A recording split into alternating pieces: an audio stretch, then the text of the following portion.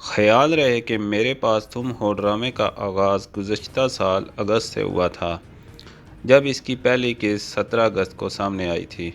अब तक इस ड्रामे की 21 अक़सात सामने आ चुकी हैं और सिर्फ 2 अक़सात बाकी हैं। इस ड्रामे में हुमायूं सईद, आयज़ा खान और अदनान सिद्दीकी ने मरकज़ी किरदार निभाए, जबकि हिरा मानी और नदीम भी अहम किरदारों में जलवागर हुई। ड्रामे की कहानी एक मिडिल क्लास तबके से ताल्लुक़ रखने वाले शख्स की ज़िंदगी पर मबनी है, जिसकी बीवी अमीर होने के लालच में इसे छोड़कर दूसरे मर्द के पास चली जाती है। ड्रामे की आखिरी किस्त के हवाले से लिखारी खलीलुर रहमान कमर ने भी एक इंटरव्यू में हैरान कुन इंकशाफात कर दिए। खलीलुर रहमान कमर का कहना था कि ड्रामे की आखिरी किस्त 7 से 65 मिनट की होगी और मैं गुजारिश करूंगा कि सब दिल थाम कर बैठिएगा। जो कमज़ोर दिल अफराद हैं वो अपनी दवाइयाँ साथ लेकर बैठें। उन्होंने कहा, मैं मजाक नहीं कर रहा, मैं खुद ऐसी तकलीफ से गुजर जाता हूँ जब किस्त देखता हूँ। इनके मुताबिक ये किस्त देखने वाला शख्स इस तड़प और तकलीफ को उसी ही तरह महसूस करेगा जैसे ड्रामे में मौजूद बदकिस्मत शोर ने महसूस की थी। मुकम्मल इंटरव्यू आप खुद ही सुन लें। मेहमान भी है।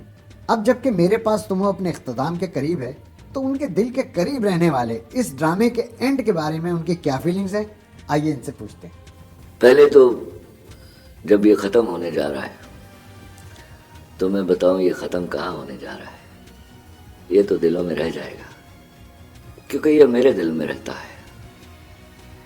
क्योंकि मैंने ऐसे मर्द देखे ख्वाजा साहब, ये तड़प, ये ज़ख्मी हालत, उस ज़ख्मी हालत में बिस्मिल की तरह फड़फड़ाना।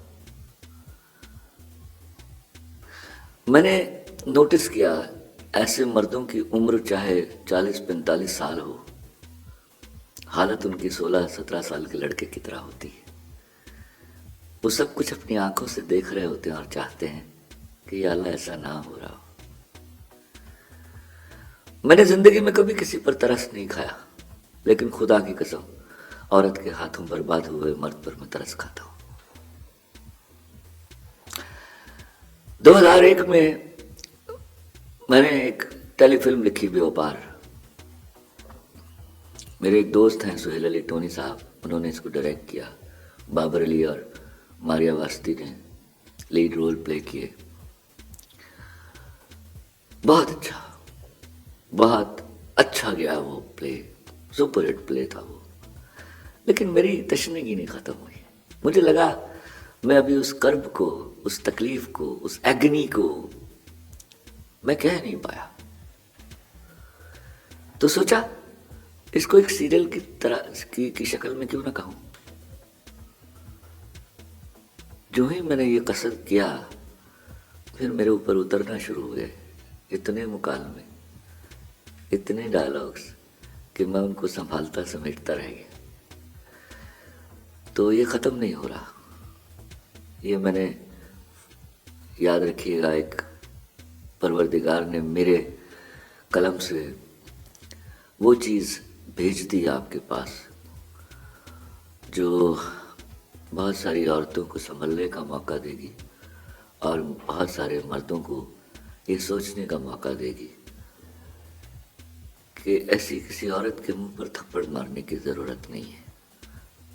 वो बदकिस्मत तो थप्पड़ अपने मुंह पर मार चुकी है, उसको बस रुखसत कर दीजिए, दुआ दीजिए और कहिए आप हमारे नहीं जनाब, तो हम भी आपके नहीं। महविश को माफी मिलेगी? ख्वाजा साहब, कुछ भी मैं बताऊंगा नहीं, होगा क्या। लेकिन मैं 2-4 इंटरव्यूज़ में कह चुका हूँ कि मेरे लिखने की असास शायद इस बात के ऊपर है कि खुदा गुनहगारों को माफ़ कर देता है, मोहब्बत अपने गुनहगारों को कभी माफ़ नहीं करती। अब देखिए खुदा का माफ़ करना क्या है और मोहब्बत का ना माफ़ करना क्या है।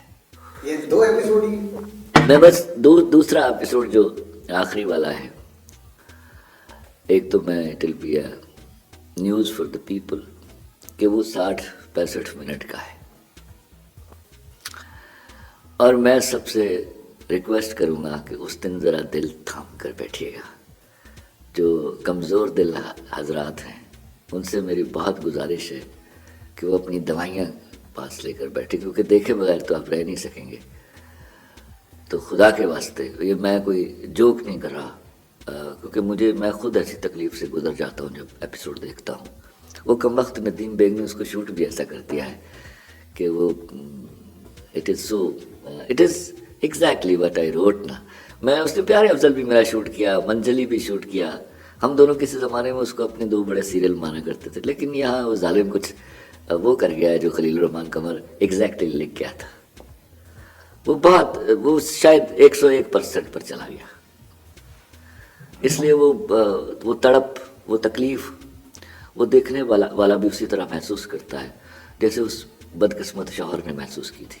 What do you really, मतलब नदीम बेग का तो नजर आ रहा है कि नदीम बेग ने बहुत ही सुंदर काम किया है, यानी ये जस्टिफाइड एवरीथिंग। बाकी जो एक्टर्स हैं, बल्कि सारे actors, I am happy of everybody, I am happy of everybody. मुझे लगा जैसे वो क्या हम ज़्यादा बड़े लफ्ज़ों से काम नहीं लेते, वो जैसे मोती नहीं पिरो दिए गए, जैसे परवरदिगार चाहता था ये इसी तरह हो जाए और हम सबसे उस तरह हो गया। ख्वाजा साहब ये नहीं सोचा था ये मंजर होगा। मैं ये ज़रूर कहता था जब मैंने लिखा, तो मैंने कहा हुमायूं, नदीम, ये ड्रामा नहीं है मेरे सामने, मेरे सामने मैं समझता हूँ ये मैंने कोई नावल लिख दिया है जिसको सब लड़कियों को पढ़ना चाहिए एक दफ़ा, खुदा की कसम। If you will talk to them they will tell you. तो ये एक नावल है जो गाहे गाहे पढ़ते रहना चाहिए। मैं थोड़ा सा वापस आऊँ जी। अभी आपने कहा कि जो कमजोर दिल हजरात हैं वो जरा थोड़ी सी एहतियात करें। हाँ, तो ये कमजोर दिल सिर्फ हजरात के लिए, ये हजरात खातिन के लिए, हजरात के लिए, सिर्फ हजरात के लिए। औरतें हजरात दिल उनके कमज़ोर नहीं होते। आप देखिए ना, रेशो दे चेक कर लीजिए। मैं खुदा ना खास्ता ये कदगन नहीं लगा रहा, आप जाके क्या है ये हमारा जो दिल का हॉस्पिटल है जहाँ पे भी वकीलों ने हमला किया था, आप देखिए वहाँ 4 औरतें होंगी, 400 मर्द होंगे, तो इसका मतलब है मर्द ज़रा कमज़ोर दिल के होते हैं। हाँ। अभी कास्ट की बात हो रही थी, एक बच्चा शीज, उसने जो परफॉर्म किया है, he is as big a star as Ayesha Khan as Humayun Singh.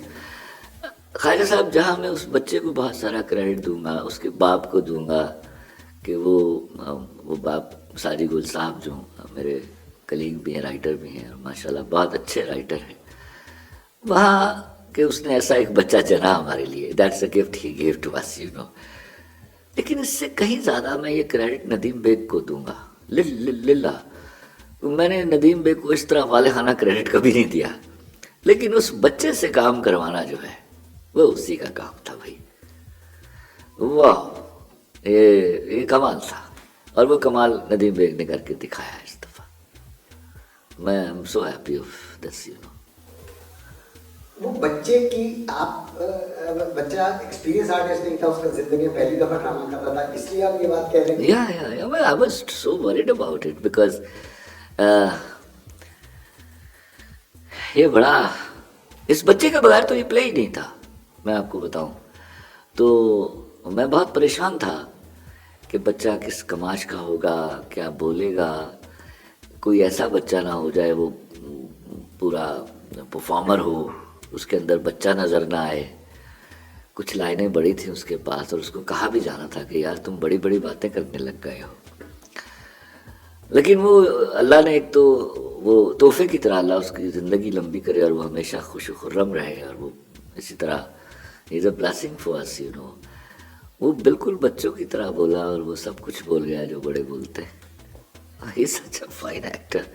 और मैं फिर कहूँगा much of the credit goes to Nadeem bag.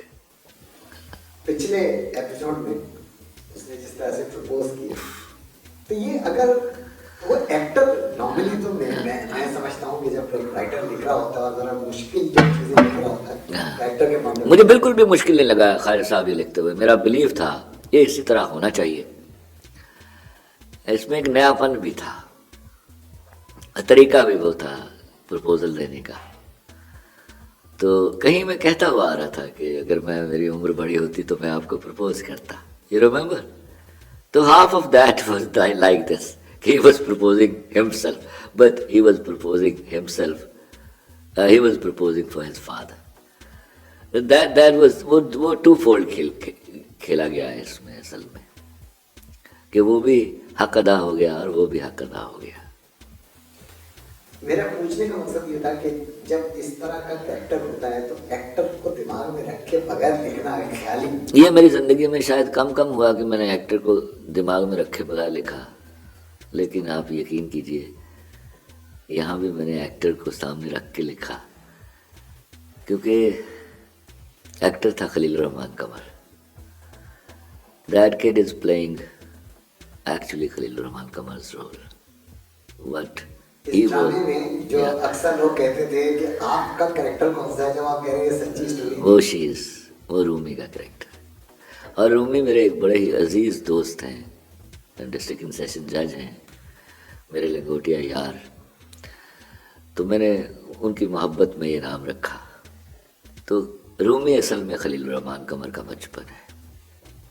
वो इसी तरह बड़ी बड़ी बातें किया करता था और लोग मुड़कर देखा करते थे कि ये बच्चा बच्चों वाली बातें नहीं करता। आज मैं आपको डिस्क्लोज कर रहा हूँ आयशा के बारे में। महविश का जिस तरह से जितना हिट हुआ है, आपको लिखते हुए या बाद में कैसा लगा कि वो जो महविश थी ये वैसा कर गई, इससे बेहतर किया या उससे कम किया, क्या लगा? आयजा मेरा चौथा सीरियल कर रही है। बहुत बड़ा ब्रेक आयजा को प्यारे अफजल से मिला था। उसके बाद उसने मेरा तो दिल का क्या हुआ किया। उसके बाद उसने मेरा मोहब्बत तुमसे नफरत है किया। चौथा ये था मेरे पास तुम।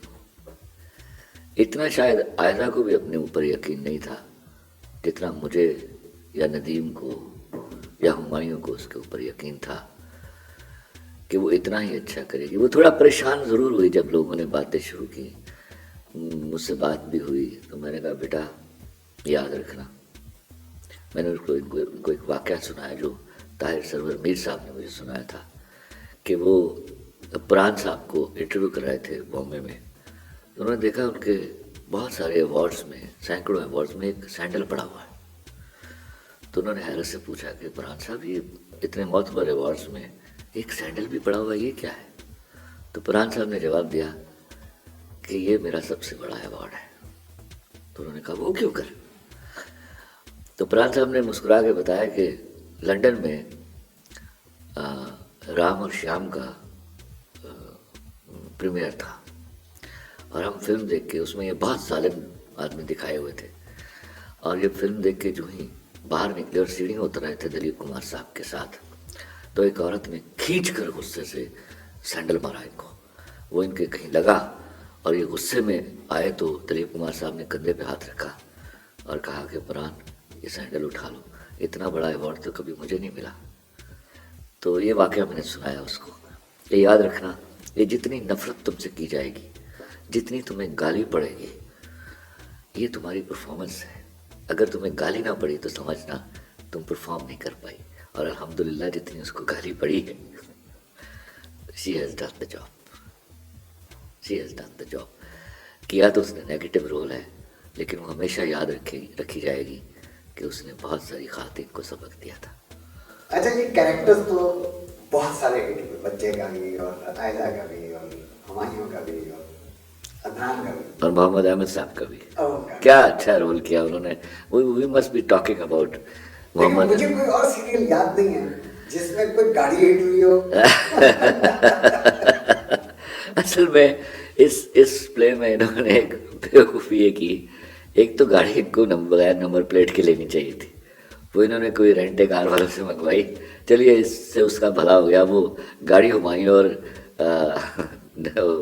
अदनान सिद्दीकी की तरह हिट हुई है और वो शादियों पर जा रही है ऑन डिमांड। उसने रेट भी बढ़ा दिए हुए। तो अल्लाह ने मेहरबानियाँ की हर चीज़ के ऊपर यहाँ। लेकिन इसमें तो थप्पड़ भी हिट हुए। थप्पड़ भी हिट हुए। तो सवेरा का जो थप्पड़ है वो तो अल्टीमेट थप्पड़ था। तो उसके बाद Yeah. सवेरा ने शायद जिंदगी में ये एक्सपीरियंस नहीं किया होगा कि एक शॉट उसको कहीं से कहीं ले गया, उसकी एंट्री थी। या उसने कभी वो she couldn't even dream it के इस तरह एंट्री होगी और वो हिट हो जाएगी, अल्लाह की मेहरबानी। हाँ, ये मेरे ख्याल में जब शूटिंग हो रही होगी तो इन लोगों को ये एहसास नहीं नहीं, होगा। अल्हम्दुलिल्लाह हम तीनों को पता था कि हिट होगा थप्पड़, ये अल्हम्दुलिल्लाह हम तीनों को पता था, नदीम को भी, हुमायूं को भी और अल्हम्दुलिल्लाह मुझे भी मालूम था कि ये थप्पड़ हिट है।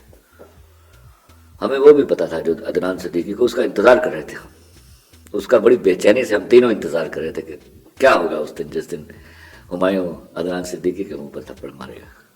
थप्पड़ तो आयशा वाला भी बड़ा हिट हुआ। जी जी, उसका भी Especially उसका उसमें उसका भी बड़ा उसका भी उसका भी उसका भी इसी तरह हम तीनों इंतजार कर रहे थे, पब्लिक को नहीं मालूम था, लेकिन हमें पता था ये थप्पड़ उससे बड़ी बड़ी हिट हो जानी है, अल्लाह का तो शुक्र। ज्यादा तैयारी जो उसकी उस दिन हुई वो थप्पड़ की नहीं थी। वो जाहिर है उस दिन वो दुल्हन बनी हुई थी एक अमीर आदमी की, तो उसने बड़ा महंगा लहंगा पहना हुआ था, वो हमने पहनाना था, तो सारी तैयारी धरी की धरी रहेगी।